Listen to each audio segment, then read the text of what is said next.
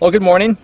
It's another blustery, stormy day on the homestead, and I just wanted to come outside and share with you a few things that we've done, a few updates, and a few of the minor plans for things in the next couple weeks, as well as possibly some of the major plans, long-term things.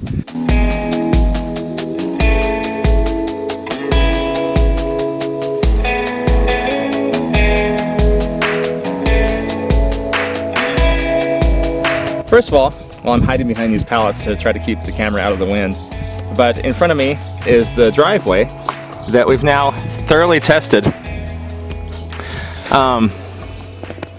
You can see that although it has rained nearly an inch over the past 2 days, the new part of the driveway is all smoothed out and there are no puddles.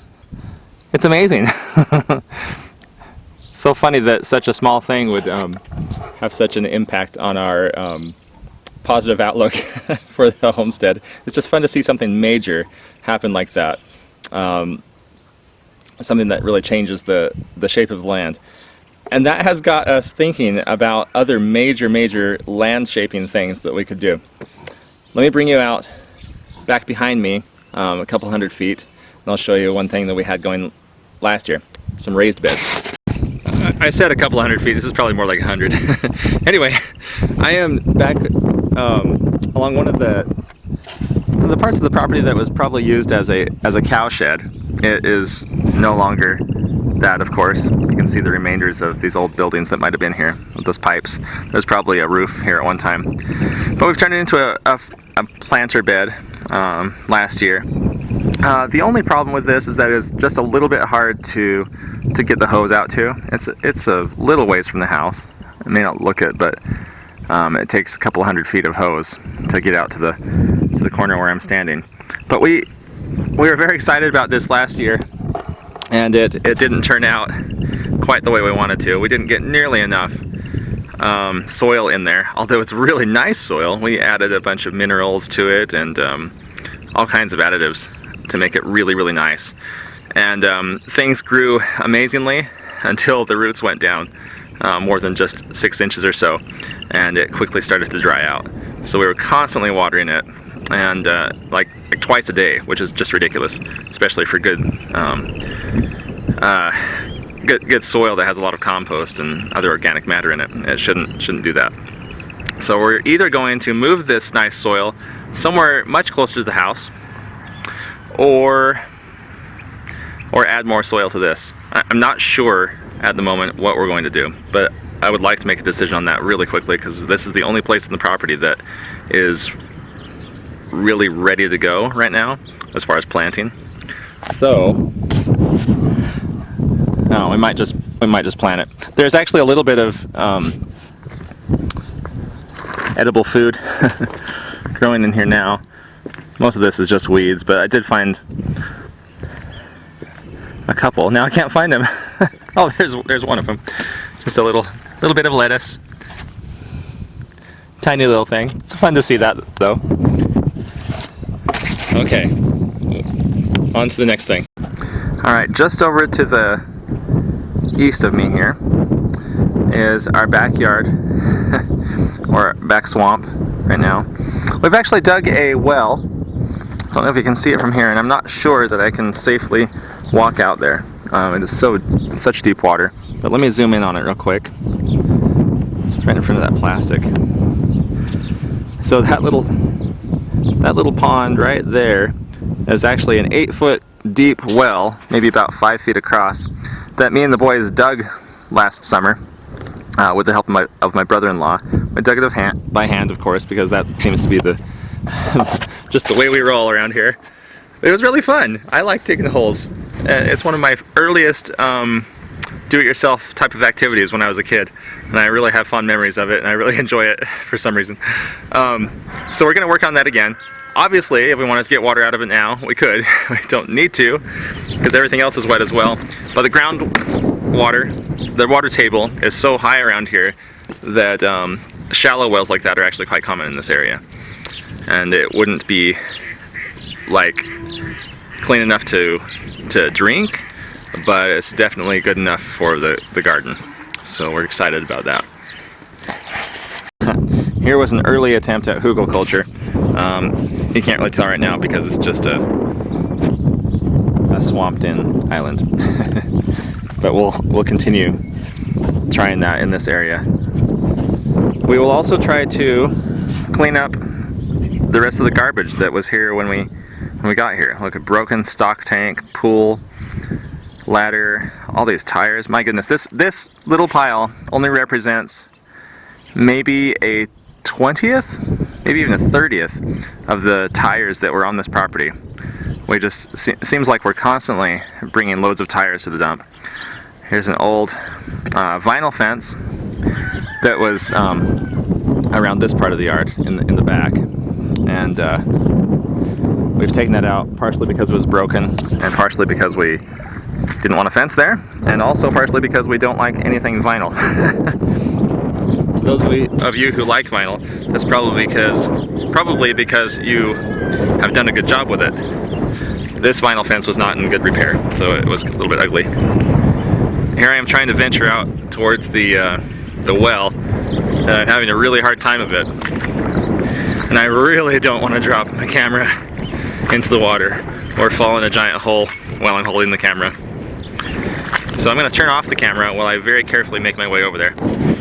Sorry if you're hearing this wind. It's kind of fast, hard wind, but I'm doing my best to cover the microphone. Anyway, here we are at the well, and you can kind of see behind me what's going on. It looks like something from Yellowstone National Park right now. Boy, this is soft sand that came out of here. Anyway, so the goal with that was not only to make a well for watering the garden, but to expand it into a pond. And we kind of wanted to have that pond take up this whole area. I'm just estimating, maybe 40 by 50 feet or so. And we got a quote on that to have a company, nearby company, one of our friends in fact, come by and with their diggers dig it out 6 feet deep or so, and put the fill dirt around this area so that we can have higher ground there, and then you know, of course the pond for watering and, you know, keep ducks on and stuff like that, and perhaps even some fish. I'm gonna take my hand away. It's gonna be really loud, but I'm just gonna montage it for a minute.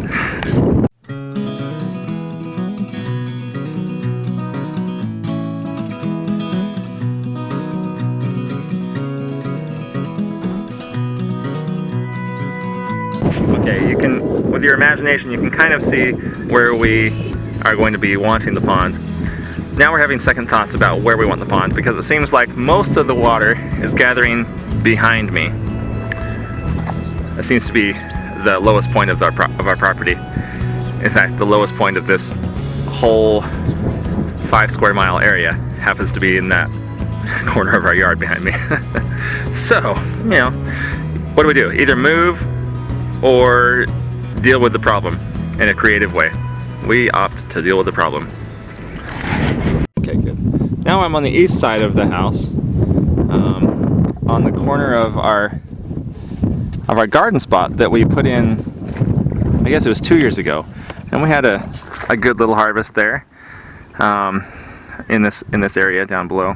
It's sectioned off here with these old pieces of vinyl fence. Now it's all a pond. So as much as we would like to plant right there right now, we just are not able to. And of course we've got all kinds of debris from the construction and demolition of the house, and that is slowly being removed. I still need to put insulation on this part, you know, this stuff, and then stucco all of it, all of the house. A lot of work to do still. But you know, when there are 500 projects that all need attention at every moment, it's gotta be picky. Okay, I'm climbing up on one of the very few high spots on our property, and I believe this high spot. Let's see if we can get a frame of reference here. There's another one out there. The previous owners made berms on the property, but they didn't do it for any permaculture reasons or any gardening reasons. They made it, they made a motorcycle track out here. I won't fault them for that. That sounds fun, but but I'm not really into that. But it gives me some ideas. We could plant certain things on these berms, these hills, that wouldn't survive otherwise. Things that do not like high water. One of them being this conifer that's behind me. So we planted it here, and it's actually done pretty well. I do not recall at the moment the variety, but if we had this down in the water, it would certainly not survive. And unfortunately, we planted some other trees, some other conifers down in this area, and I'm hoping for the best, but I do not think they'll survive either. I think there are a couple others that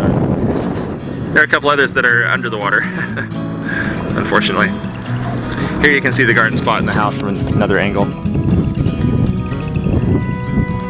When it's finished, that would be a lovely scene.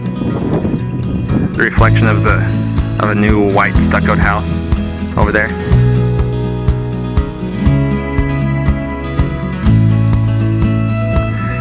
But currently that state only exists in our imagination. We have used this area over here as a garden spot for, well, since we moved here 3.5 years ago. And it's underwater as well. Not a big deal. We just have to work around these things. So there is some, there's some little high spots there in that garden spot. So again, I think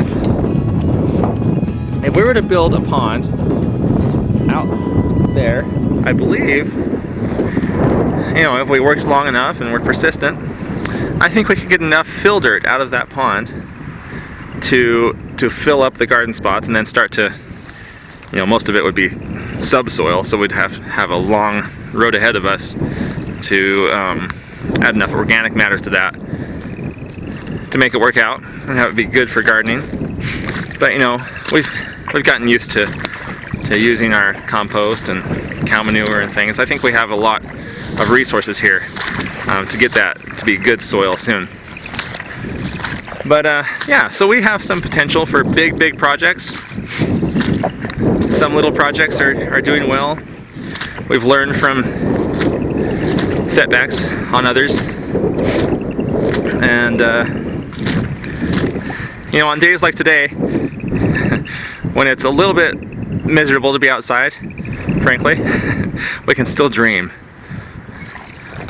And that keeps us warm. Thanks for joining me. I'll see you later.